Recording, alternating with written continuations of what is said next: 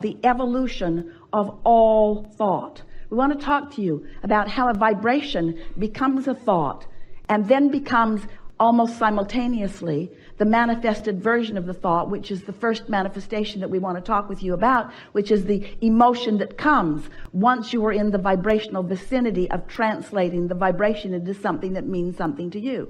Did you get all of that? An emotion means something to you. When you start feeling it, that means you're translating the vibration of it. When you feel anything, whether it feels good or whether it feels not good, you are translating vibrations. And so you are already understanding at a vibrational level. You're already understanding the mix of vibrations that you've got going on. The better it feels, the more you are leaning in the direction of who you really are and what you really want and all that you've become. The worse that it feels, the more you are leaning in the other direction. So stay with us just for a moment. So there is a vibration, and let's say that this vibration is about what Source knows in this moment about you. And just for fun in this conversation, let's pretend that you have no clue about that. You're worthy and you don't know it. You are blessed beyond anything that you even come close to knowing, and you don't know it. There is so much vibrationally about you that, let's say, you are in this moment unaware of. Maybe you've never been aware of it. Maybe you're just ornery and not aware of it right now, but you're not aware of it. It's a vibration that you are not tuned into. You've got your dial set somewhere else. But now, let's say that you've had a good night's sleep. The boat rocked you to sleep. Rockabye baby, isn't that nice? So you slept really good. You woke up feeling good. So now, just for fun, let's talk about you being in a good mood. You're in a good mood because you've not been focused upon anything that's put you in a bad mood. And so now, this vibration that you were not perceiving earlier, now you have a better opportunity to perceive it. And so now a thought occurs to you. Now that thought is that vibration moving, evolving toward the full manifestation that you want. And as the idea occurs to you, you are the perceiver of the vibration. Sort of see how that works? And then you have a feeling response to that thought. Feels like a good idea, feels like an interesting idea, feels like something that you want. So that is the vibration being perceived by you. So unless you do something to change the momentum of this vibration will become stronger. It will become more, which means it will become more discernible by you, provided you stay on the vibrational wavelength of it. So let's say you've meditated for a while. Let's say you've quieted your mind. Let's say you've quieted your mind so you've stopped thought, which means you've stopped all resistant thought. So you are right up to speed with the vibration of the Source within you. So now, as Source knows something, you know it too, just for a moment. You catch that glimpse of it. And unless you say, where'd that come from? That was weird, and talk yourself out of it, you are a perceiver of what Source knows about things that matter to you.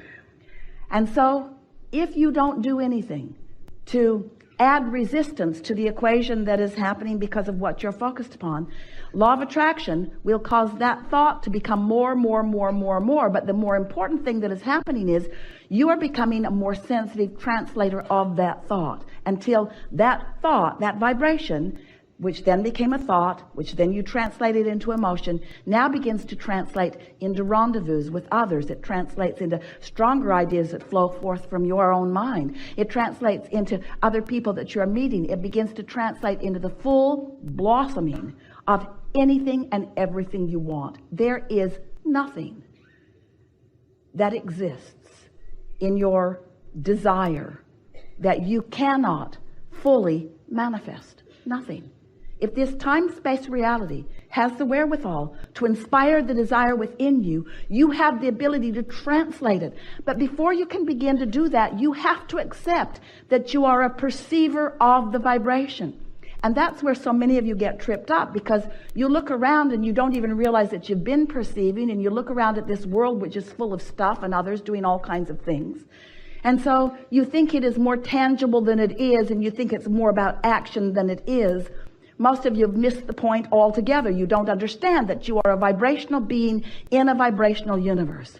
But once you accept that, and you accept that you have little by little, some even before you got into this physical body, created a vibrational reality that exists in fullness, and that it is so close to manifesting in your experience if you would just begin to tune yourself to it. So all that we just said to you just now translates into something that's very simple. You just got to care about how you feel. You got to care enough about how you feel that in the early subtle stages of a thought not feeling so good, or of a thought being clear and you having clarity, and then you beginning to feel it getting a weaker and weaker signal because you are introducing static to the equation. Once you begin to accept that everything in this universe is vibrational and is ordered by this law of attraction, once you understand that and you begin to think and feel deliberately, now you can take a small idea almost as soon as it occurs to you, and you can foster it by focusing on it with the intent of feeling good as you do. And you can watch it blossom right before your eyes into things that most people would call magical. It isn't magical. It is just a conscious, deliberate utilization of the laws of the universe and the guidance system that you were born with in order to hold yourself in a vibrational frequency pattern enough that you can begin to perceive as you are meant to perceive, you see. And the thing about this is, don't worry that you will begin to create things that others can't see, because they will gain enough momentum that everyone will see them. And then you will be standing in that crowd of those who are the receivers of things that you want, with so many standing outside of that crowd who are receiving everything they want, beginning to assign all kinds of bogus reasons to your success. They'll say that you were lucky. No, you weren't. You were focused. They will say that you must have been born under the right star. Well, everyone was. They'll say that you must have been good in a past life. Irrelevant, but true. You all were.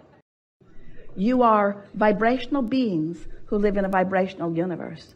And we think that it's time for you to accept your vibrational nature and learn to use the tool, the emotional guidance tool that you were born with, that lets you tune yourself deliberately to the frequency that allows you to perceive the life that you want to live, you see. It's so fun to live on purpose.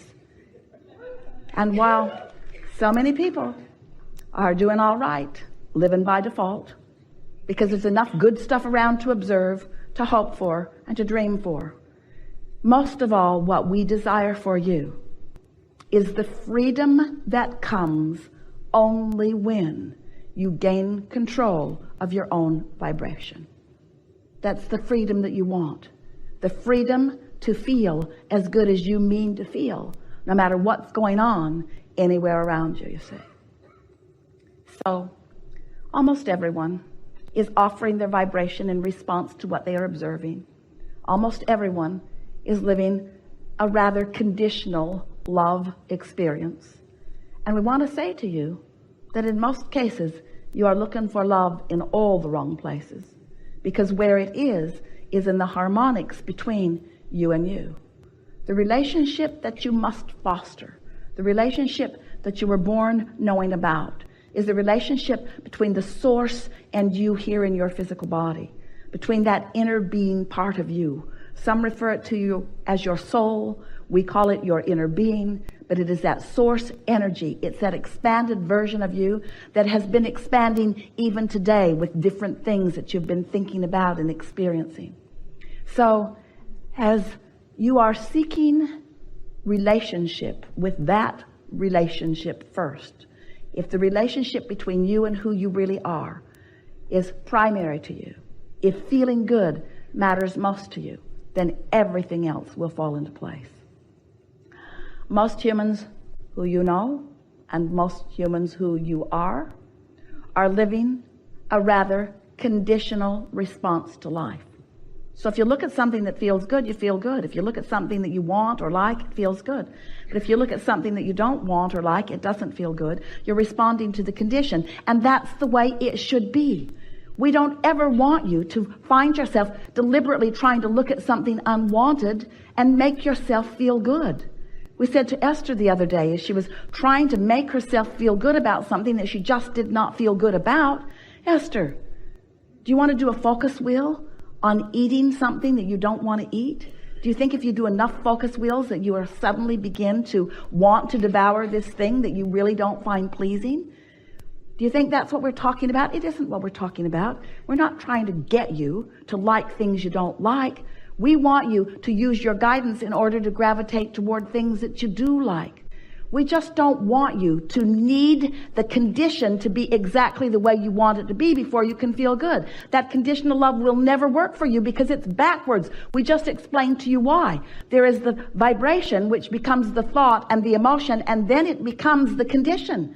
But if you need the condition to be there before you can find the vibration, can you see how backwards that is?